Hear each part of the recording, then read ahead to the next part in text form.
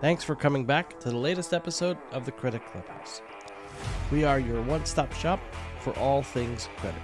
Before we jump into our next episode, we have an exclusive offer for our listeners. If you're interested in attending any of our conferences throughout the year, we have a great deal for you. Just head to www.dealcatalyst.io, pick the event you want to attend, and enter the promo code CREDIT at checkout. This will give you 10% off any ticket to any conference. As always, don't forget to follow the show, rate us, and leave a review. We encourage your feedback.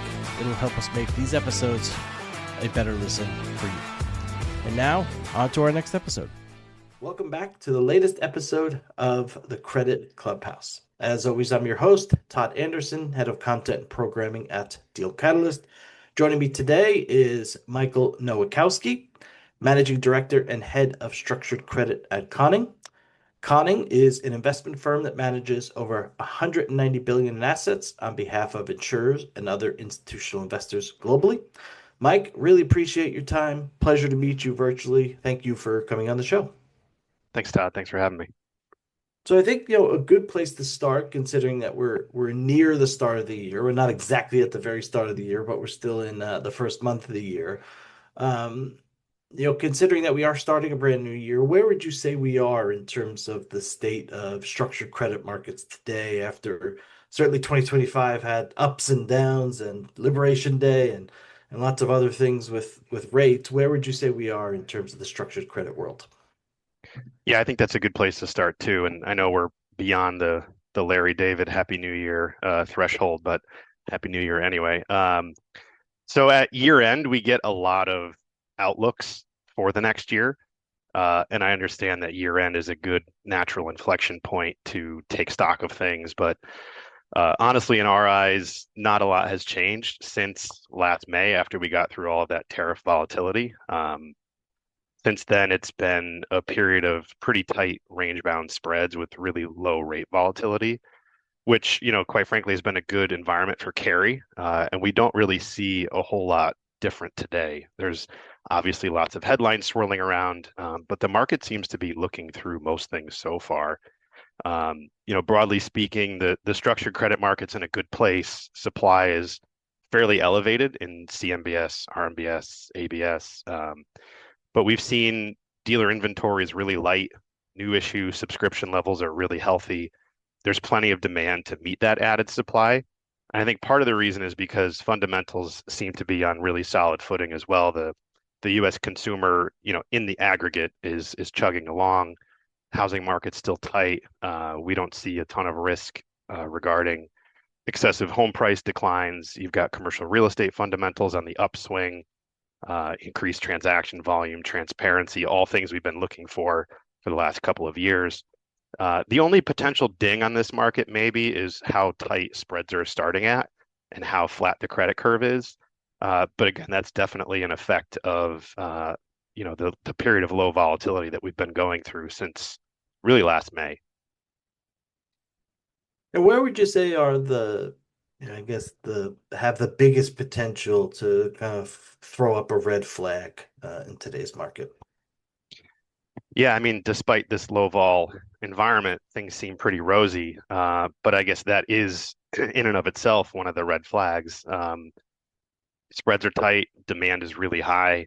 That's one of the things that keeps me up at night. And with that, you can see some collateral quality and documentation degradation. A little bit of late cycle behavior can definitely affect those things. So it's really important to take a step back, take an extra step of caution in our underwriting.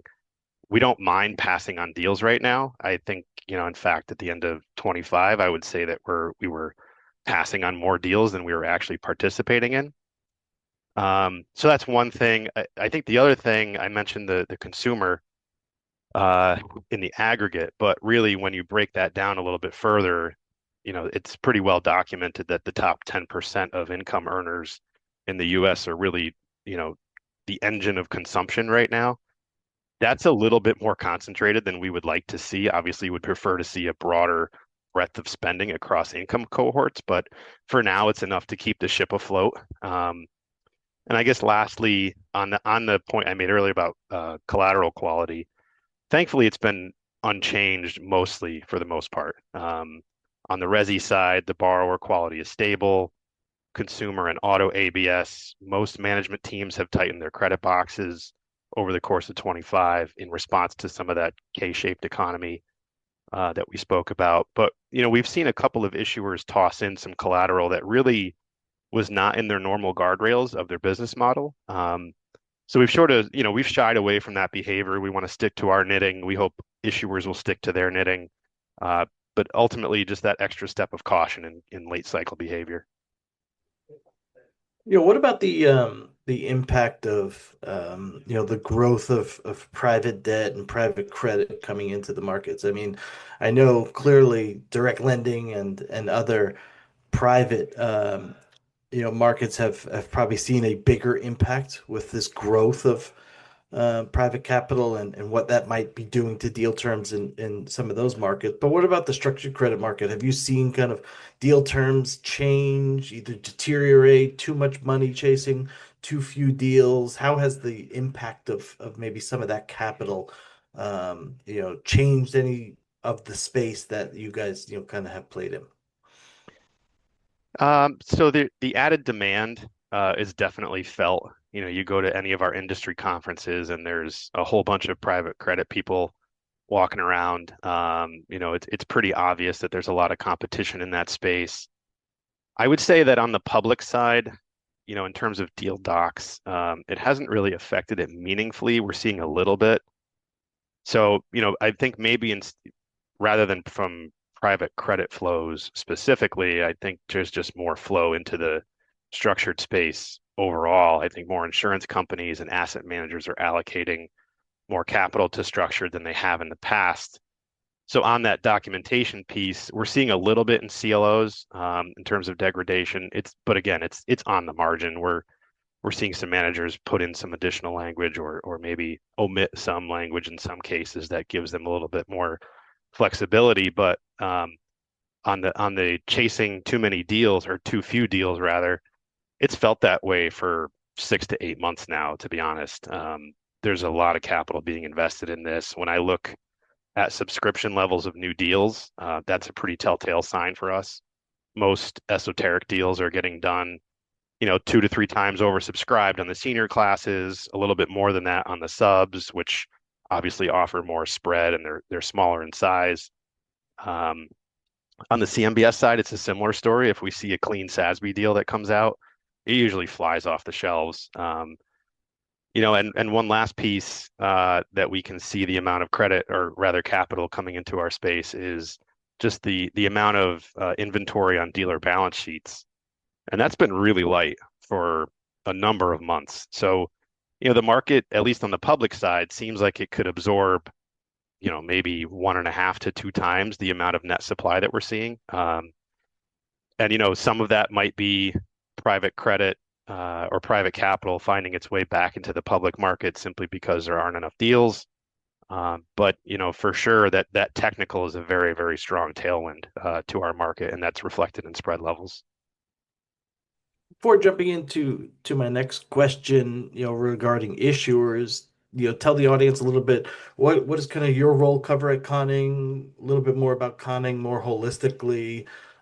Just kind of curious what you cover on a daily basis and a little bit more about the firm. Yeah, sure. So as you mentioned at the top, Conning is predominantly an insurance asset manager. We manage assets on behalf of our clients, which are predominantly insurance companies, mostly fixed income focused. And I would say, my role as the head of structured is to oversee trading and research for all the various structured sectors, including asset-backed securities, CMBS, agency mortgages, ABS, and et cetera, et cetera. There's even more. But I would say, broadly speaking, from a firm-wide perspective, we've seen our slice of the AUM pie, so to speak, grow quite a bit in the last 2 years as structured has really been where most of the relative value has been away from, IG corporates with spreads at, pretty close to 25-year tights there.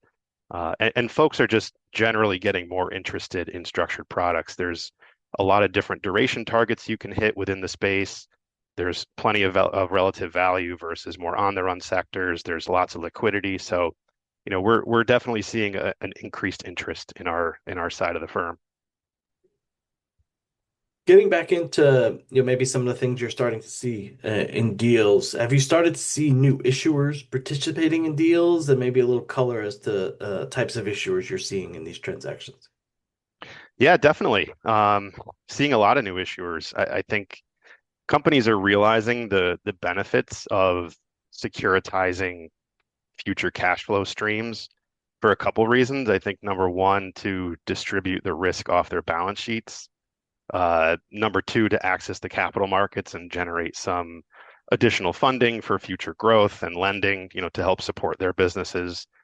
And to be honest, to do it in the capital markets in it with an investor base that's traditionally very sticky, repeat customers in the form of money managers, insurance companies, pension funds, and the like. I mean, we're seeing a steady growth, and I think folks are realizing the benefits of that. And I would say, in terms of the kinds of issuers we're seeing, we usually see a handful of new auto lenders, maybe a couple of new CLO managers every year.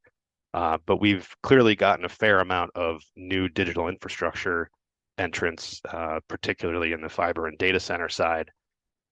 There's a lot of capital being thrown at that space with the buildup and the AI arms race that I think it has a natural draw for firms that have really deep pockets and want to get involved in that. So, that's definitely an area of growth that we're seeing pretty heavily right now.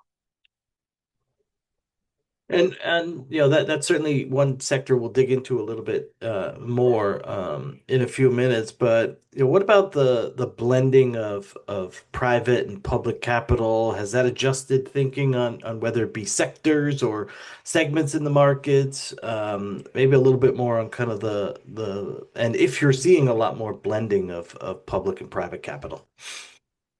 Yeah, for sure. In some ways, we do see issuers tapping both the private market and the public market, and in some ways, I think it's healthy for issuers to explore other avenues to finance debt.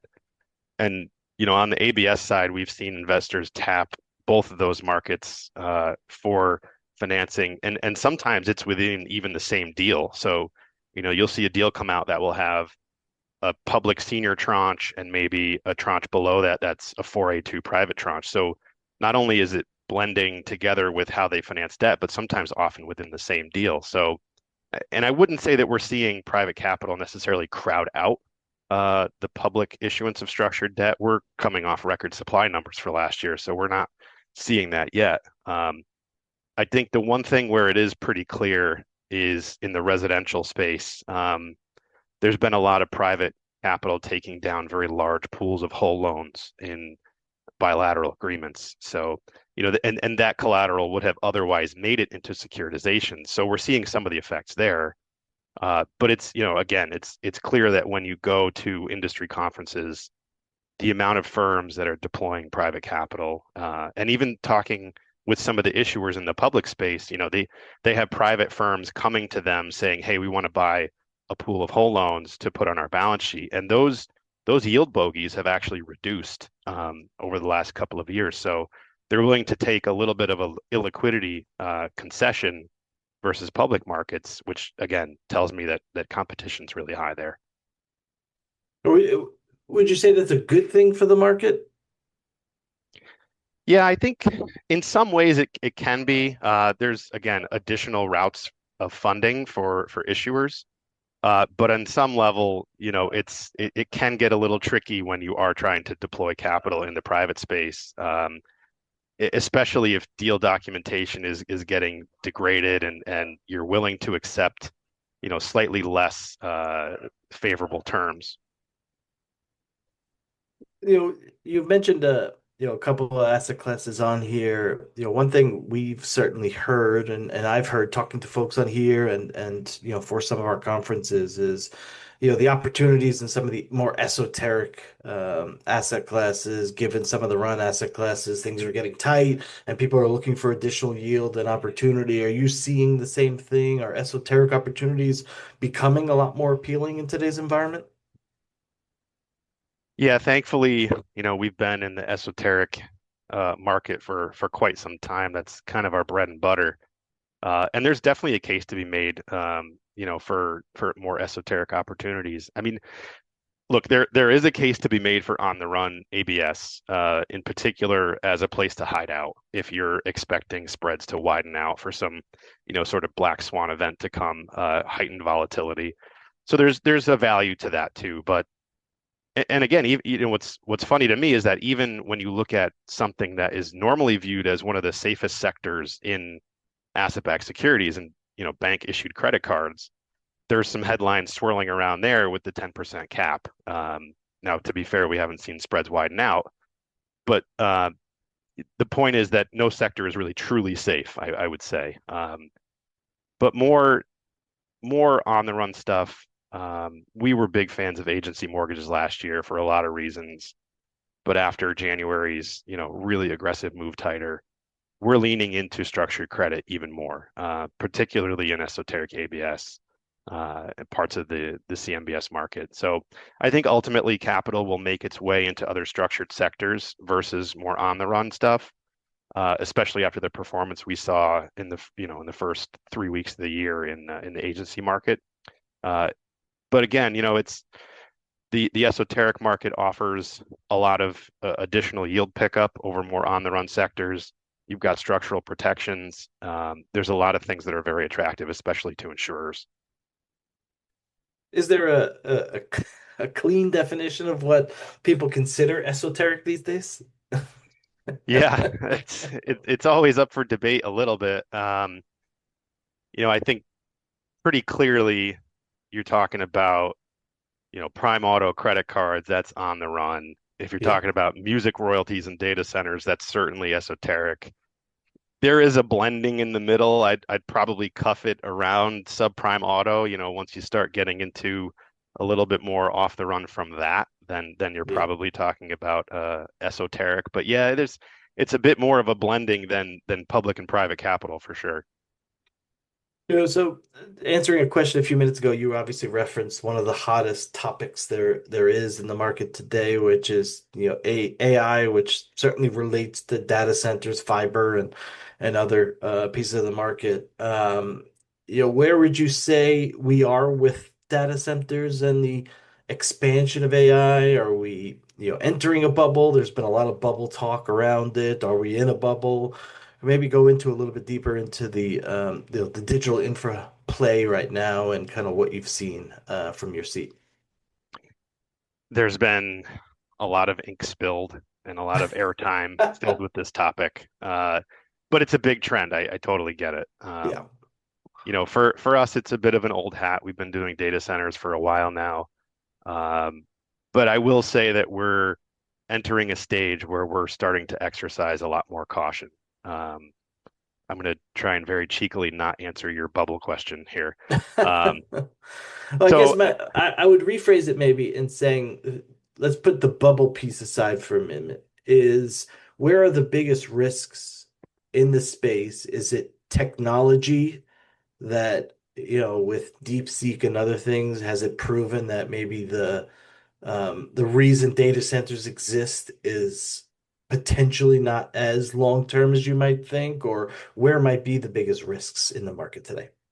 yeah, no, that's totally fair.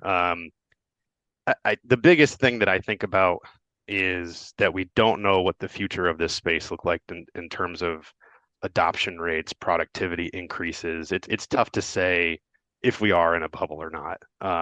Yeah. But I think it's more difficult to say how quickly changing technology will, in fact, change over the lifetime of a deal that we're invested in. So normally these have, somewhere between 3 and 7 year maturities when they come out. And if you're talking about technology that evolves every 3 years or every 5 years, there could potentially be a big maturity wall for this sector if supply keeps up like it did last year and probably will this year.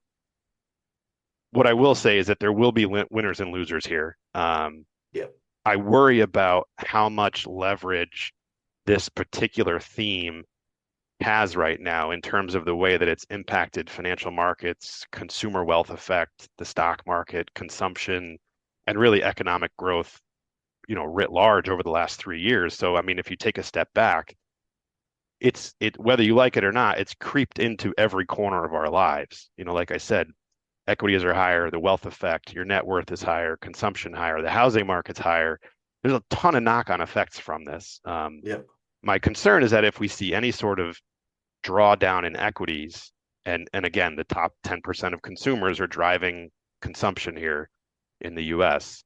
If there's any sort of equity drawdown, net worth, mean reversion, that the sectors that have experienced that knock-on effect will come back down to earth.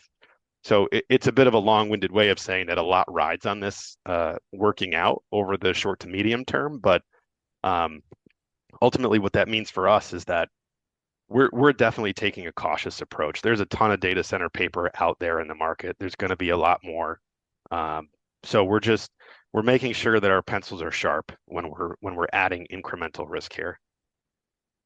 Would that answer have been different 12 or even 24 months ago in terms of like, hey, there's some caution here? Is it based on some of the news items you saw last year where some of the build outs were like, hey, maybe we should tamp this down? I think some of the large tech firms were like, hey, maybe we won't do as many data centers or we'll put a pause here.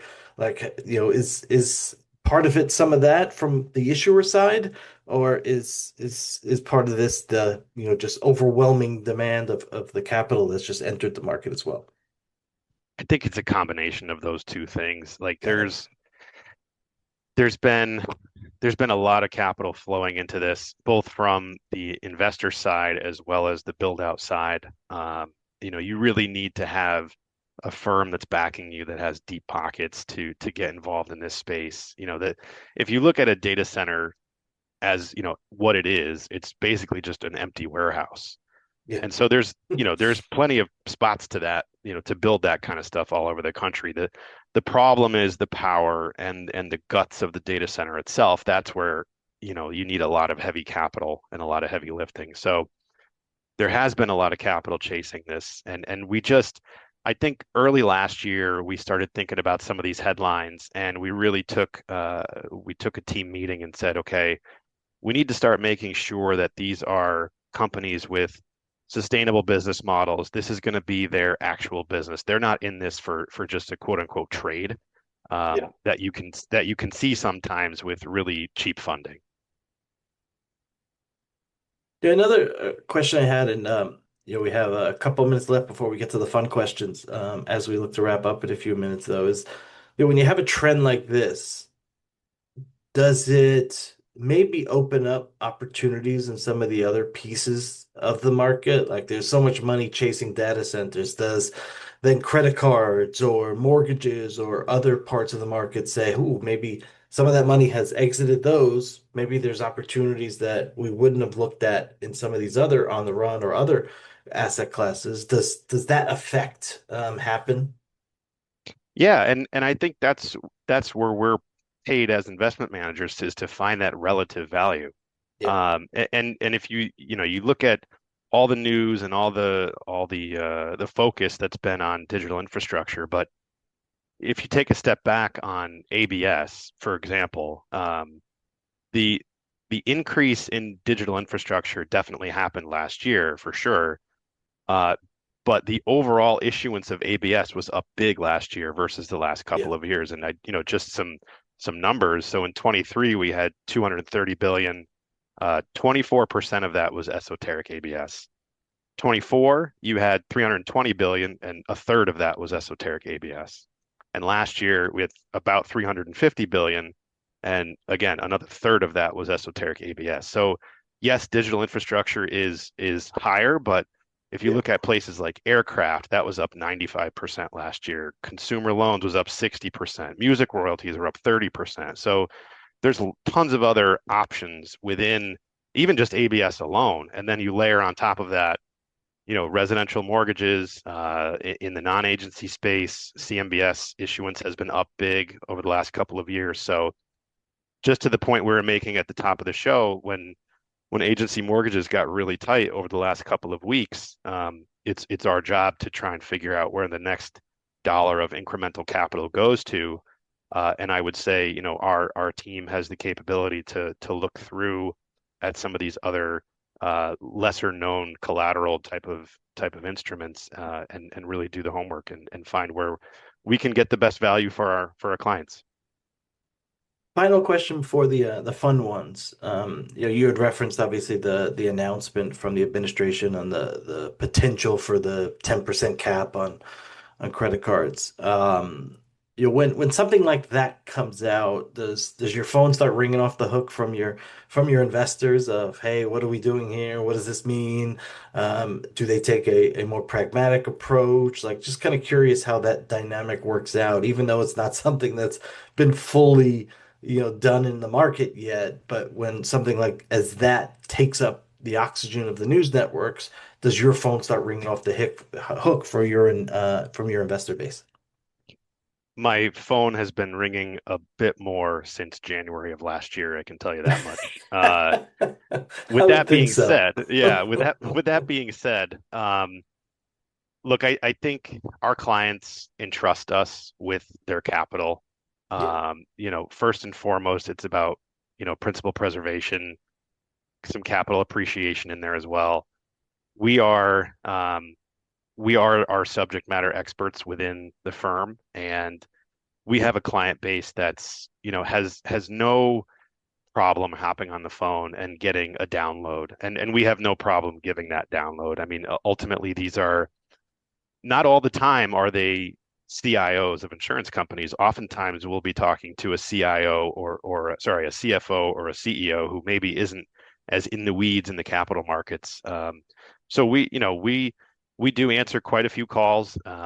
We're happy to get on the phone with clients and talk about the issues, and also like what our take is, what our thoughts are around the Yeah. things like a 10% credit card cap for a year. Do we think it would actually come to fruition? What does it mean for the market? How would we reposition? So yeah, it does happen. We're personally, I like fielding those questions because it gives me a view on how other people are looking at the world outside of myself. It also shows you they're paying attention and they're, kind of engaged in what's going on, which is good. Yep, And you want to see exactly. that. So we have just a few minutes left here. I always like to end a little bit lighter on the question front. So do you have a favorite sports team and or hobby? I have been a Manchester United fan for 20 years, and it's been a roller coaster. It started off really great, and the last 10 years I have been a glutton for punishment, but I keep coming back. I also like traveling a lot with my family, introducing my kids to new places, new ways of life. That's pretty cool to me. One surprising thing about yourself.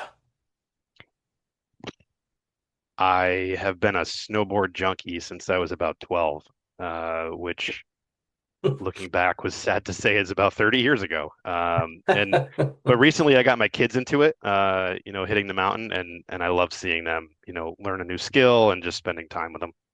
Lots of snow coming our way here in New York. So, Yes, yes, for sure. one book that you'd recommend reading. That's that's a lot to think about. Off the cuff, I would say anything by Haruki Murakami. He's a Japanese author, and maybe specifically 1Q84, or Wild Sheep Chase. Those are two of my favorites. Most exciting part of your job. No day is the same. Um, I've been in, data entry jobs in a long time ago, and it was painful, but no day is the same here. I get to geek out on financial data, intricacies on how it's collected, how it affects financial markets.